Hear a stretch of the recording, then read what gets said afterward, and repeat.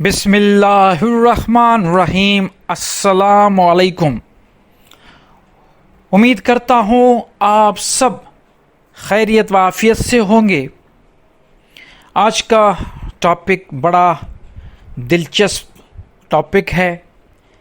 تصوف میں ذکر کی ایک خاص اہمیت ہے۔ روحانیت اور تصوف میں اگر دیکھا جائے تو جو بنیاد ہے وہ اللہ کے ذکر سے ہے۔ آج ہم اللہ کے ذکر میں جو ایک ذکر اللہ ہے اور ذکر اللہ، ان دو میں جو فرق ہے اس کو سمجھنے کی کوشش کریں گے۔ دلوں کا اطمینان اللہ کے ذکر سے ہے۔ اللہ کا ذکر سب سے بڑی عبادت ہے۔ انسان جب بھی کچھ اللہ سے مانگتا ہے، دعا کرتا ہے، تو ذکر اذکار کے ذریعے اللہ کی بارگاہ میں اپنی حاضری لگاتا ہے۔ تو ذکر کے بغیر تو منزل پانا پاسبل ہی نہیں۔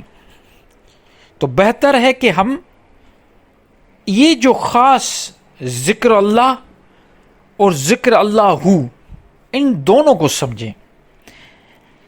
دیکھیں ناظرین، ذکر اللہ اس کا مطلب ہے اللہ کا ذکر۔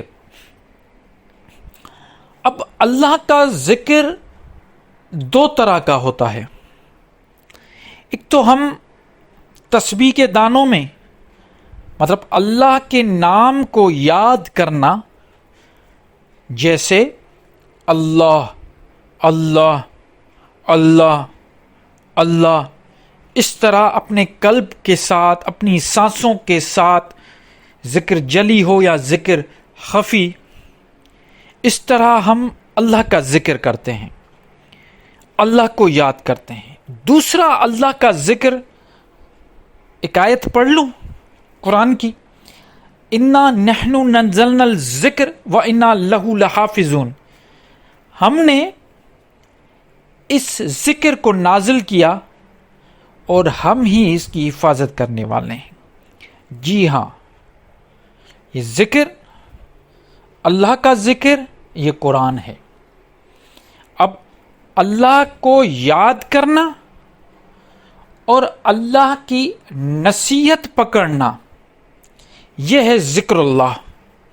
اس کو کہا گیا ہے اللہ کا ذکر، جو ہم عام و خاص لوگ کرتے رہتے ہیں۔ اب یہاں پہ ذکر اللہ، اس میں کیا فرق ہے؟ تو ناظرین،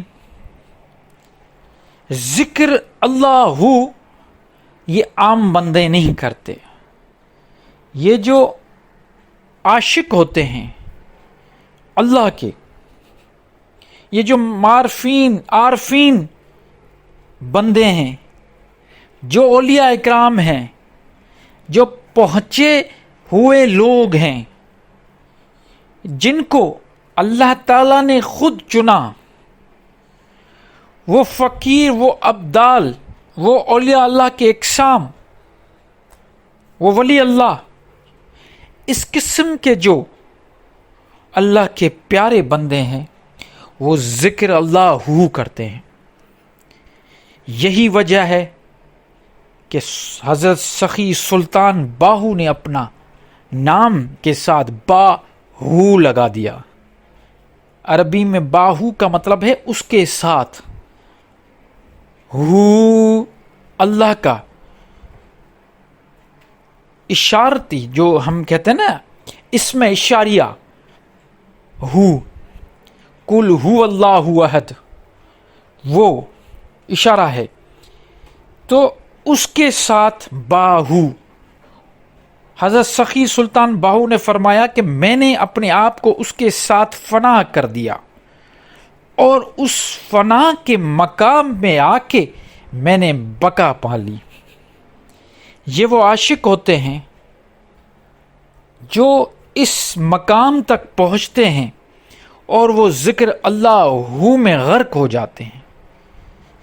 ذکر اللہ اللہ کرتے اللہ اللہ اللہ کرتے کرتے ایک مقام ایسا آتا ہے جس میں صرف ہو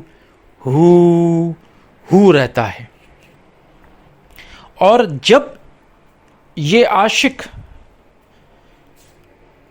جب ہو کے مقام پہ پہنچتے ہیں تو یہ جو کائنات ہے، سائنس بھی آج اس چیز کو مانتی ہے کہ کائنات کی ایک خاص فریکوینسی ہے۔ جیسے میں ابھی بول رہا ہوں تو بولنے کی بھی ایک فریکوینسی ہے، آپ سن رہے ہیں تو آپ کی بھی خاص فریکوینسی ہے۔ تو کائنات میں جو کچھ ہو رہا ہے اس کی ایک خاص فریکوینسی ہے جو غالباً 432 ہرٹز بتائی جاتی ہے۔ 432 ہرٹز یہ فزکس میں موجود ہے، آپ چیک کر سکتے ہیں۔ اور مزے کی بات، جب آپ ہو کا ساؤنڈ نکالتے ہیں،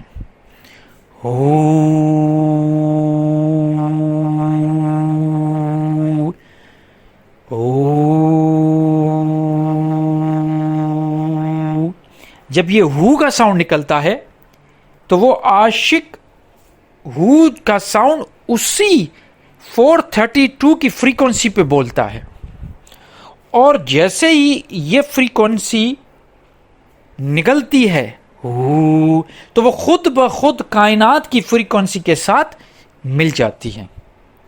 پھر انسان عالم ناسوت سے خود بخود اٹھ جاتا ہے اور وہ پرواز اپنی شروع کرتا ہے عالم ملکوت، جبروت، پھر لاہوت، یاہوت، ہاہوت، پھر اس کی پرواز اوپر ہو جاتی ہے، جس کو ہم کہتے ہیں کہ جیسے وجدانی کیفیت میں آ جاتے ہیں۔ وجد میں آ جانا مطلب ہوش سے بالا تر ہو جانا۔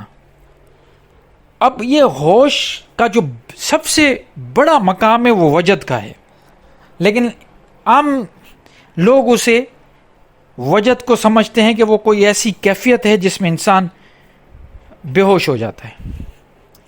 بہرحال کہنے کا مقصد، اللہ کا جو ذکر ہے وہ عاشق کرتے ہیں، اور اگر آپ خود کو عاشق بنانا چاہتے ہیں اللہ کا تو اللہ کا ذکر ضرور کریں، مراقبے میں کریں، مراقبے میں بیٹھ کے اللہ سے شروع کریں، اللہ اللہ اللہ کرتے کرتے